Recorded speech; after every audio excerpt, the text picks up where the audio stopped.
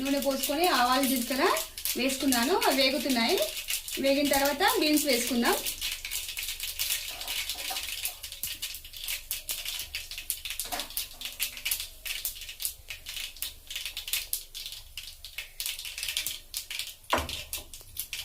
కరివేపాకు,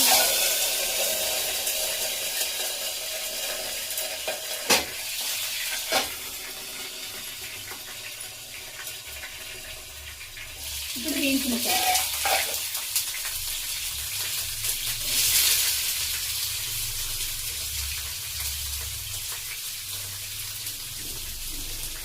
ఇవి మూత పెట్టి బాగా మగ్గించుకోవాలి.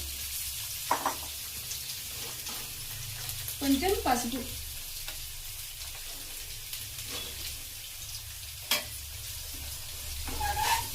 ఇలా కలుపుతూ మూత పెట్టి మగ్గించుకోవాలి. ఈ బీన్స్ మగ్గేలోపు ఈ పచ్చి కొబ్బరి ముక్కలు, వెల్లుల్లి రెబ్బలు, కారం మిక్సీ గిన్నెలో వేసుకొని మిక్సీ పట్టుకుందాం. ఇవి మగ్గిపోతూ ఉంటాయి. ఆలోపు మనం మిక్సీ చేసుకుందాం. మూత పెట్టేస్తాను.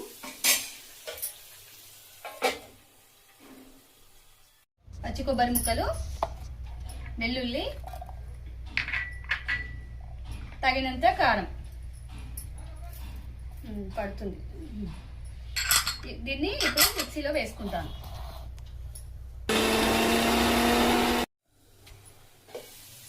ఇప్పుడు బీన్స్ మగ్గిపోయింది. మిక్సీ పట్టుకున్న కొబ్బరి పొడి,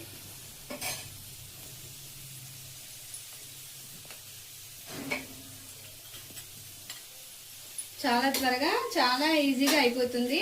ఇది అన్నం చపాతీలోకి దేంట్లోకైనా చాలా బాగుంటుంది. ఈ కొబ్బరి ఫ్రై అయ్యే వరకు ఫ్రై చేయాలి.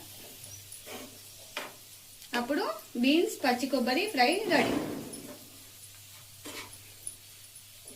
చాలా టేస్ట్గా ఉంటుంది. ఒకసారి ట్రై చేయండి. పచ్చి కొబ్బరి ఉన్నప్పుడు ట్రై చేసి చూడండి. పచ్చి కొబ్బరి లేకుంటే ఎండు కొబ్బరితో కూడా చేసుకోవచ్చు.